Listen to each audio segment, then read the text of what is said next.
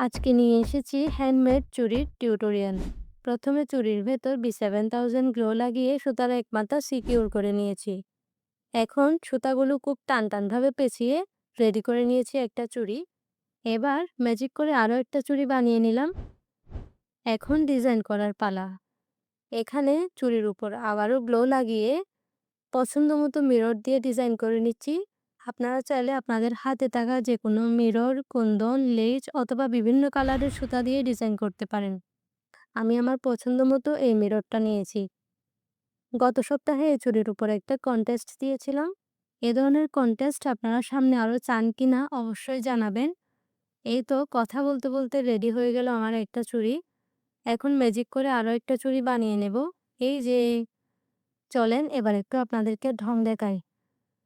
লা লা লা লা, লা লা লা, লা লা লা।